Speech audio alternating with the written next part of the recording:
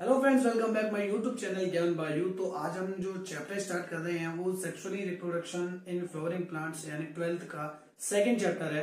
इसमें हमें देखना है कि फ्लावर्स का जीवन कैसा होता है, फ्लावर्स के क्या पार्ट्स होते हैं, फ्लावर्स कैसे पॉलिनेशन करते हैं, वो गैमेट्स का फॉर्मेशन कैसे करते हैं और एक फ्लावर्स से फ्रूट्स तक के बनने की पूरी जो प्रोसेस होती है वो क्या होती है, हम इस चैप्टर में कवर करेंगे। लेकिन आज हमें जो टॉपिक पढ़ना है उसका नाम है फ्लावर्स के पार्ट्स और पूरा एंथर और माइक्रोस्पोरोजेनेसिस यानी कि पॉलन का बनना कैसे बनता है। तो चलिए स्टार्ट करते हैं इस वीडियो को। देखिए, सबसे पहले ये फ्लावर्स के आपको पार्ट्स दिख रहे होंगे। फ्लावर्स में जो मेन पार्ट्स हैं ये कोरोला, ये कैलिक्स, ये एंडोशियम और ये गैनोशियम। इसमें जो कोरोला का जो फंक्शन रहता है वो पॉलिनेशन के लिए, जो इंसेक्ट को अट्रैक्ट करने के लिए ये कोरोला का फंक्शन होता है। कैलिक्स एक लीफी लाइक स्ट्रक्चर बोलते हैं जो कि बेस पर यहाँ पर अटैच रहती है फ्लावर्स के, और इस फ्लावर से जहां पर ये पार्ट से अटैच होते हैं ना फ्लावर के सभी पार्ट्स, उसको हम बोलते हैं थैलेमस। जो मेन पार्ट्स है फ्लावर्स के इस चैप्टर्स में वो केवल और केवल एंडोएशियम और गाइनोएशियम है। ये जो एंडोएशियम है इसको हम मेल पार्ट भी बोलते हैं। क्या बोलेंगे? Male part. ये क्या है? Male parts. और ये जो गाइनोएशियम है ये फीमेल पार्ट्स है। ठीक है, गाइनोएशियम में आप यहाँ पे देखो कार्पल लिख रहा है, यहाँ स्टेमेन लिख रहा है, ये पेटल्स है, ये सेपल्स है। ये क्या है इसका मैं मतलब समझाता हूं, सुनो। ये जो दे रखा है ना, जैसे एंडोएशियम के नीचे स्टेमेन लिखा है, तो एंडोएशियम की जो यूनिट है वो स्टेमेन है। क्या है? स्टेमेन।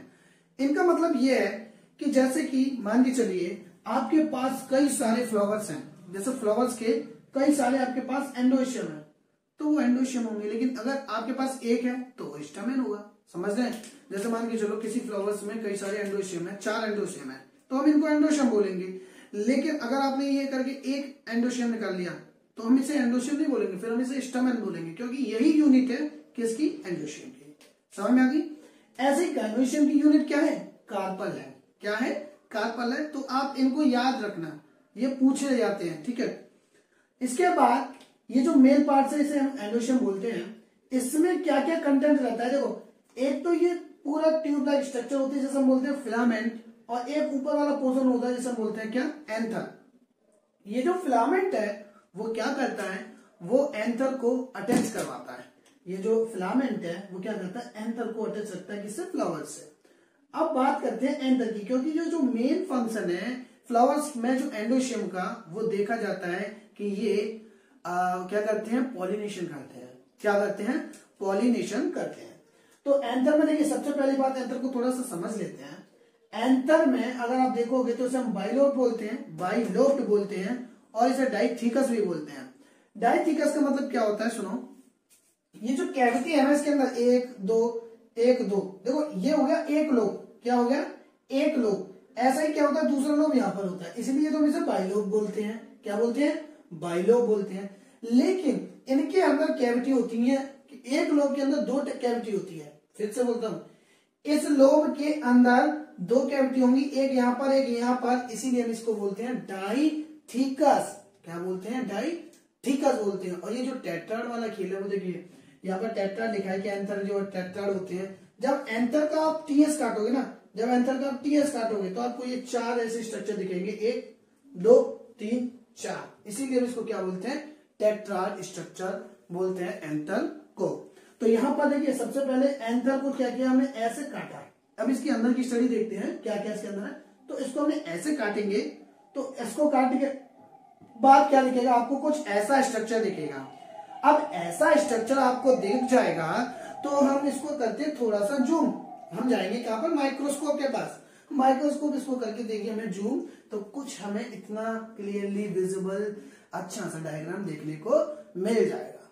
ठीक है, तो ये अंदर का डायग्राम है, बिल्कुल बहुत सिंपल है। देखिए, ये जो सबसे बाहरी लेयर है इसका नाम होता है एपिडर्मिस। ये जो बाहर की लेयर है इसका नाम है एपिडर्मिस।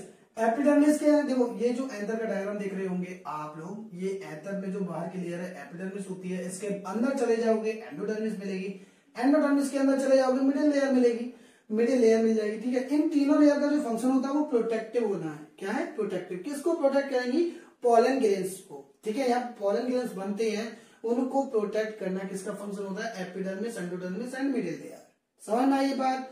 इसके बाद ये क्या, देखिए एक है यहाँ पे टेपिटम। जब मिडिल लेयर के अंदर चले जाओगे तो आपको एक लेयर मिलेगी सेल्स की, जिन्हें हम क्या बोलेंगे, टेपिटम बोलते हैं। इन टेपिटम का फंक्शन क्या होता है, न्यूट्रिशन प्रोवाइड होता है किसके लिए, पॉलन ग्रेन्स के लिए। जैसे ह्यूमन बींग्स के अंदर स्पर्मेटोगोनिया थी जो सेल्स बनाती थी स्पर्म्स को, लेकिन वहां पर जो सर्टोली सेल्स थी वो क्या करती थी, न्यूट्रिशन प्रोवाइड करती थी। ऐसे ही यहाँ पर कौन पॉलन को कौन न्यूट्रिशन प्रोवाइड कराएगा, टेपिटम की लेयर, जिसको जो टेपिटम की सेल्स होती है, ठीक है। अब टेपिटम के अंदर जाओगे तो स्पोरोजीनस टिश्यू मिलेगा। स्पोरोजीनस के अंदर आपको मिलेंगी पीएमसी और एमएमसी, मतलब पॉलन मदर सेल्स और माइक्रोस्पोर मदर सेल्स। ये क्या करेंगी, यही जर्म सेल्स हैं। जैसे ह्यूमन बींग्स के अंदर स्पर्मेटोगोनिया स्पर्म्स बना रहे थे ना, ऐसे ही पीएमसी क्या करती हैं, पॉलन बनाती हैं। इनको हम जर्म सेल्स भी बोलते हैं, ठीक है। तो पीएमसी हो या एमएमसी, इनको एमएमसी भी बोलते हैं, ऐसा नहीं पीएमसी से याद करना, केवल दोनों से याद करना है, पीएमसी और एमएमसी। तो पॉलन मदर सेल्स और एमएमसी यानी माइक्रोस्पोर मदर सेल्स क्या करती हैं, पॉलन को बनाती हैं। कैसे बनाएंगी, आइए देखते हैं। यह माइक्रोस्पोरोजेनेसिस। माइक्रोस्पोरोजेनेसिस का मतलब है यहाँ पर कि पॉलेंस का एक तरीके से बनना या डिवीजन करना। डिवीजन कैसे होता है मैं बता रहा हूँ, फिर पॉलन जो पूरा डिटेल में बनेगा वो हम नेक्स्ट वीडियो में उसे कवर कर लेंगे। देखिए एक पीएमसी है, इसके ऊपर एक लेयर होती है जिससे जो कि स्पोरोपोलिन की होती है, ठीक है। ये क्या करती है, ये सेल्स क्या है, आगे अपने अंदर डिवीजन करेगी, दो सेल्स में कन्वर्ट हो जाएगी। यहाँ पर होगी मियोसिस फर्स्ट। मियोसिस फर्स्ट में क्या होगा, एक सेल से दो सेल बनेगी, लेकिन यहाँ पर अगर 2 है ना तो यहाँ क्या होगा, NN हो जाता है, ठीक है। तो मियोसिस में हमें पता है एक सेल से 4 सेल बननी है, मतलब एक पीएमसी से 4 पॉलन बनेंगे। तो ऐसे ही यहाँ पर है, ये जो एक सेल है इसके ऊपर जो पोलिन की स्पोरोपोलिन की जो कवरिंग है वो कवरिंग रहती है और इसके अंदर सेल डिवीजन चलता रहता है। तो यहाँ पे 2 बनेगी, मियोसिस फर्स्ट हो जाएगी, इसके बाद आप देखोगे मियोसिस सेकंड स्टार्ट हो जाएगी और यहाँ पे 4 पोलन आपको बन जाएंगे। क्या बनेंगे, 4 पोलन बन जाएंगे। इसके बाद जब प्लांट्स को पोलन रिलीज करना होगा तब वो क्या करेंगे, यहाँ से ये जो वॉल्स है ये रप्चर हो जाती है। इसके बाद यहाँ से पोलन क्या होते हैं, बाहर निकल जाते हैं। इसी प्रोसेस को हम बोलते हैं पॉलिनेशन बोलते हैं, ठीक है। तो एक पोलन का छोटा सा भी डायग्राम देख लेते हैं, इसको हम पोलन बोलते हैं। इसमें 2 न्यूक्लियस होते हैं, एक ऊपर वाली जो सेल्स होती है 2 सेल्स मिलेंगी इसमें आपको। एक सेल्स आप बोलेंगे वेजिटेटिव सेल्स, दूसरे को हम बोलेंगे जनरेटिव सेल्स। समझ में आ गई ये बात, और इसको हम डिटेल से नेक्स्ट वीडियो में से कवर कर लेंगे।